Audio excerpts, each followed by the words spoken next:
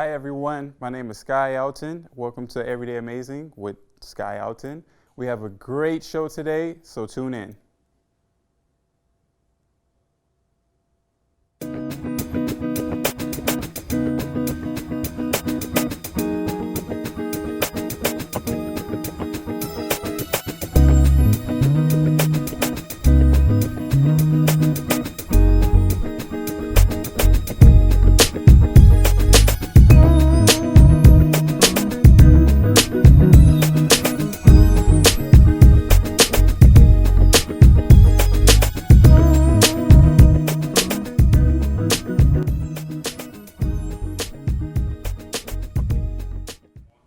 So here we are, Erica. Oh my God, I'm so happy to have you here. Thank you. This is the first episode of Everyday Amazing with Sky Alton. Thank you. Now let me tell the viewers out there a little bit about how I know you. So back in the day, I want to say, 4 or 5 years ago? Yes.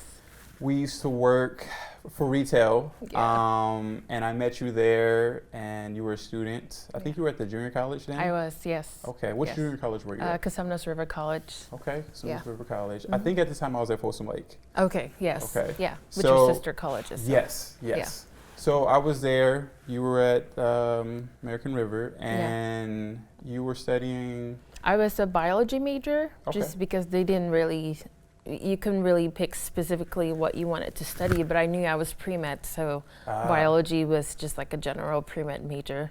Okay. So I went with that.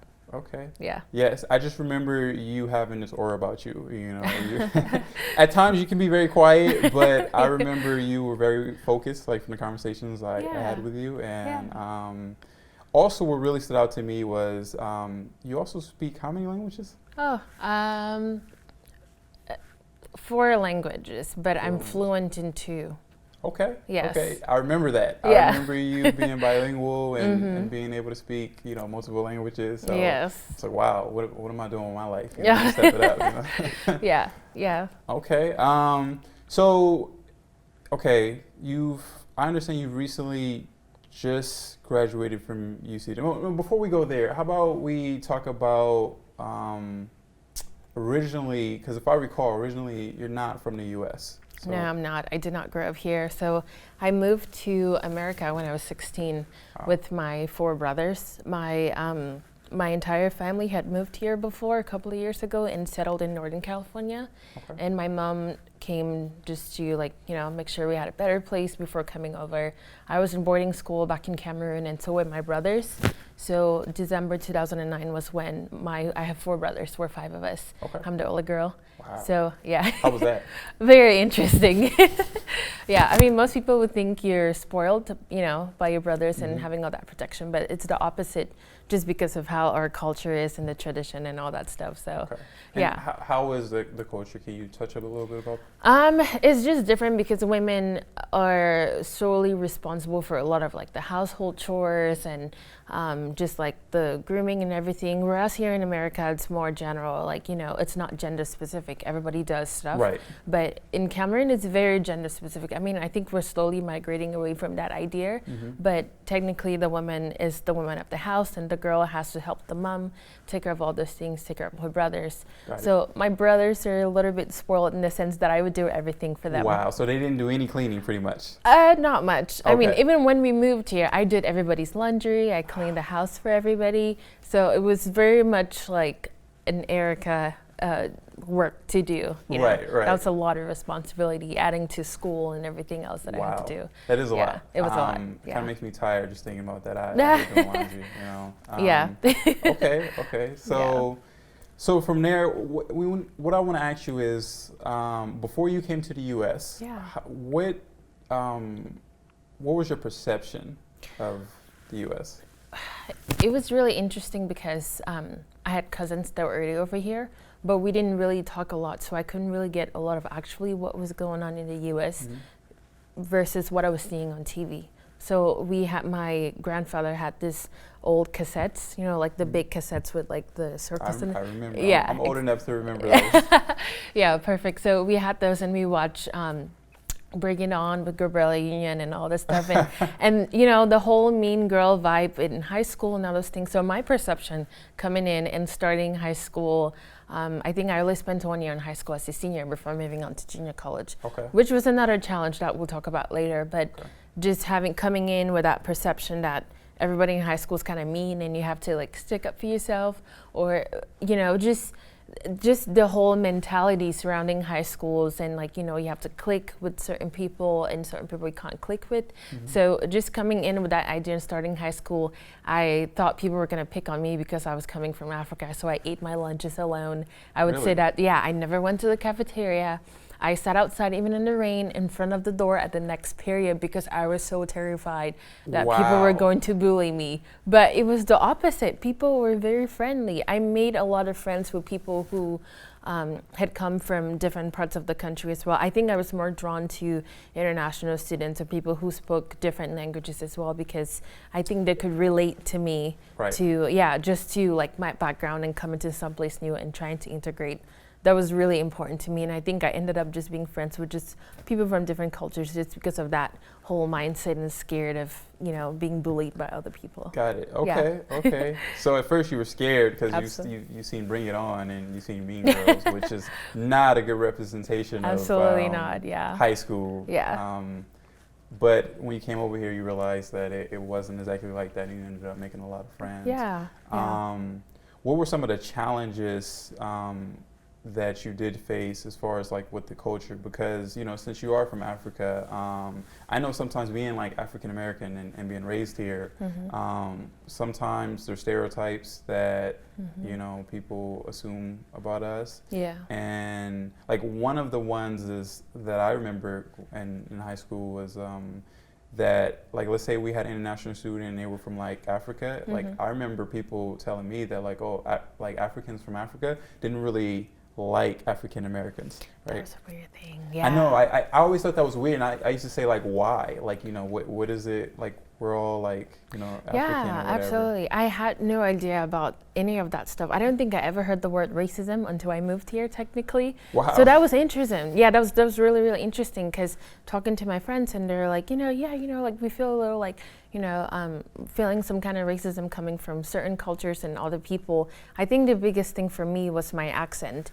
So people, that was the one that was really annoying. Just everybody just trying to understand me. Because in Cameroon, we speak French and English, but majority of the country is French. Wow. So you're very fluent in French then? I'm not very fluent in French, but I can hold a good conversation. Okay. Yeah, both of my parents are French teachers, but my dad wanted us to speak English growing up because he thought, you know, it was better, it was easy to integrate into the world and all that stuff. But we were taught French and English in school and all that stuff. But my mom would teach us, I think, French every Saturday, every morning, because they were both teachers. And but the only difference is we spoke British English, which is not American English. Okay. So coming to America, they put me in an English learning class, which I thought was absolutely useless, because I was like, I speak English, I may have an accent, but I know what I'm doing. Right. But it was really challenging. So the difficult part was just trying to get people to understand what I was saying. And it was really intimidating sometimes, like actually having conversations with people, because they kept, you know, saying, I can't hear you, can you repeat what you're saying? Even though you're like, I speak better English than you do. Absolutely. I actually know where this word comes from. Yeah. And this is actually how you say it. Yeah, exactly. So that was just a huge challenge. And then I think I haven't personally experienced racism in a really heavy amount, but just like a little bit of stereotyping, because I was more, as soon as I figured out the whole racism thing and the whole, African Americans are different than Africans. Right. I didn't know there was supposed to be a thing, but I'm like, why are we always trying to put cultures against each other? Like, we're the same people. I can't call it. I don't know myself. Yeah. I usually try to avoid that type of stuff, and I try to ask questions and have conversations about it, because I think that's one of the keys to getting around it, is to have conversations about it and have open dialogue. So it's very interesting to hear your point of view of, you know, racism and, you know, how you were treated, you know, being from Africa and, you know, going to school out here. So I want to fast forward a little bit.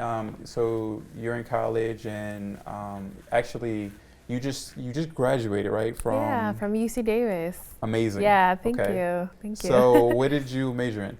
I majored in global disease biology at UC Davis. Biology. Yeah, going in, I was a biological science major starting at Casumnas River College, and I think they had like a cutoff GPA of 3.4, and I was really struggling my last semester at Casumnas River College, again because of all the responsibilities I was doing. Like I had to work a job and like help support my family, and then also go back home, do everyone's laundry, do the cleaning, and then do homework. And it was easier doing that when I had my GE classes, but when I started diving deep into the meat of actual science courses, it was really challenging balancing that schedule and still maintaining good grades and still making sure that everyone at home was happy and supporting my mom, so she wasn't stressed, because she's a single mom of 5 children, and she's working and all that stuff. So I had to make sure as the other female in the house to support her.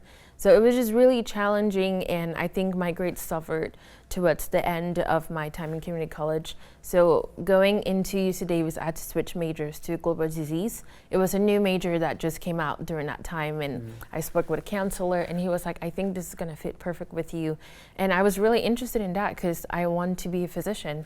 And so I was like, global disease is awesome. I get to learn about diseases, but more on like a global scale. Right. And but starting from home, from here, moving forward. So that was a good choice, looking back. It ended up working out. It ended up working out perfectly. What's crazy to me is that you were going to school full time, or you were doing all this stuff at home too. Absolutely, yeah. That is amazing, because I get tired just from working and going to school full time, and I don't have brothers to like clean up after a mom to like help out with housework. Right. It's just me and my cats, and I'm like, oh my god, I'm so tired. I gotta feed you guys. Oh my god, you guys always want food. So, it's really inspiring to hear like how how hard you work to really get this done, to get your degree. And I mean, like you said, there were setbacks, right? So you said your last semester, did you ever like fail a class and have to retake something? Oh, I did actually, and it was really challenging for me.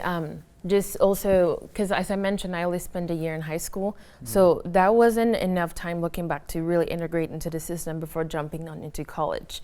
From someone's perspective that's coming out of the country.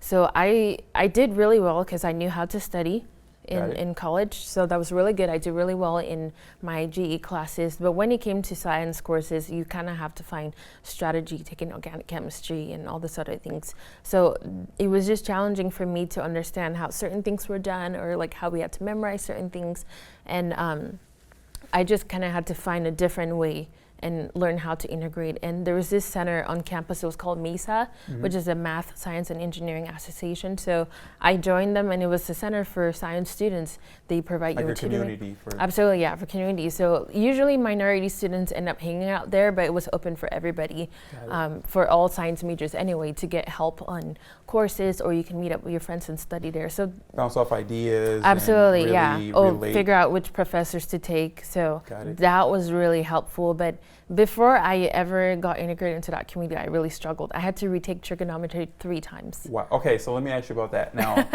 when you failed it the second time, and you knew you had to take it a third time, and I believe you only get 3 tries, right? Yes, you can't take absolutely, it anymore. Absolutely. How did you push through that? Because I know for me, anytime I've ever failed a class, I go through like an hour of depression, right? I'm like, oh my God, what am I doing? Maybe school isn't for me. Maybe I should learn a trade. Like, why am I doing this again? Is college even worth it? But I allow myself to feel all of those feelings for like an hour, right? And because I don't think it's the best sometimes to like, like bury those. I think you should allow yourself to feel how you feel. But then after an hour, I say, okay, I felt that. Now let's get back to work. Right. So for you, like when you know this is your 3rd try, and if you don't pass this class, then you can't take it ever again, or at least not in this county. Right. So what motivated you to keep going? Like, how did you push through that?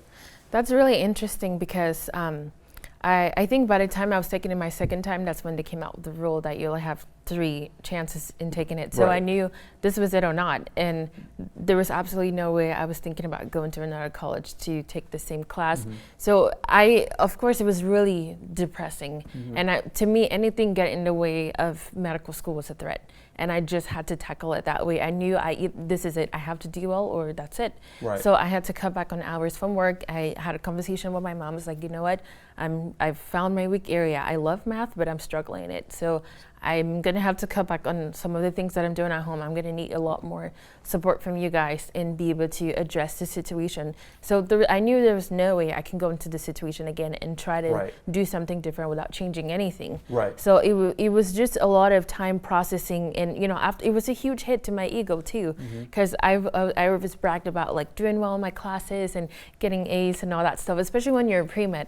Everyone's so competitive. Right. So it was quite a hit to my ego, and I looked at my grade and I was like, oh my God, you have a D again. So I retook and I got the same grade. That was really depressing. So I've been there. Yeah, exactly. So it was just a huge moment of truth for me to like just give like, hey, you know what, you gotta, what's going on here? You have to figure out exactly what's wrong and you fix it. And the problem was my timing. I was studying very well, but I just wasn't organized in how I was setting up my time to study. Right. I was focusing on, making money, working at retail, and supporting my family and helping my family back home, making sure everyone's happy. But then when it came to studying, by the time I sat down, I was so exhausted. So balance was a huge problem for me.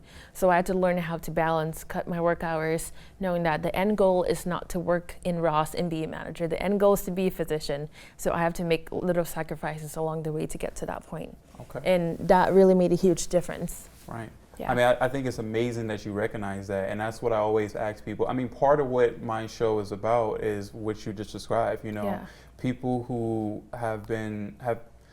people who know what they want to achieve. They have a goal. They have something that they're passionate about. Like you knew you wanted to be a physician, right? This is something that no matter what you were going to do. Yeah. But not only that, but knowing how to make adjustments to get that done, right? Because we all take hits, right? Mm-hmm. You were on like a make or break with a class, and you buckled down and you told yourself, look, I got to get this done. So what am I doing wrong, or what do I need to do right to make this happen, you know? And so I think, having people hear that, and, I'm hoping people at home watch this and, whatever it is that they have that they're passionate about and that they're struggling with and they're trying to get through. I hope by seeing other people push through, I hope they get the courage and they figure out how to push through. So so you just graduated. Now what's the plan? Didn't you tell me that you just got a job in your field? I did. Tell me a little bit about that and what you're going to be doing. So through UC Davis, I was able to have more research experience, working with different mentors, which has been really, really amazing. And I applied for a job because, 6 months before I graduated, I was like, I need a game plan. The goal is medical school, and I'm still going to do it. But, during the time, because it's a whole year-long process when you apply. So you apply this year, but you don't get until next year. So I needed, a job, just something I could do in the meantime. That still fueled my passion with research and with medicine and all that stuff. So I got a job as a clinical research coordinator. Wow, that's amazing. Thank you, yeah. For the UC Davis Alzheimer's Disease Center in Walnut Creek. Wow. Yeah, exactly. So big things. Yeah, wow. Absolutely. Yeah, it's really great. Yeah, persistence is everything. Yeah. I agree. Yeah. I agree. Well, Erica, I think, like I said, I've known you for a while, and you've always been that person that I felt that is going to do great things. Oh, thank you. Having you here, talk to me, I can tell, like I said, you're going to achieve really, really big things. Thank you. I wish you nothing but success, going forward. And thanks, yeah. I hope to be in a hospital, or not a hospital, but a doctor's office. And I hope to pick up one of those magazines that they always have there. And I hope to see something about, like, curing, diseases of the world, or whatever, Erica. Absolutely, you're definitely going to see that. I'm really looking forward to it, Working on a couple of projects right now with my mentor, and where I'm actually giving a speech at this surgical conference in October. So that's the beginning of good things to come. So hopefully, you'll be able to see more of that. Okay. Yeah. Okay. Well, I'd like to thank you so much for sitting down with me. Thank you. Like I said, this is my first taping, and you were definitely the right person to have. And for those of you at home who see this, I hope you are inspired in some way or form. And stay tuned to see more on the next episode of Everyday Amazing with Sky Alton.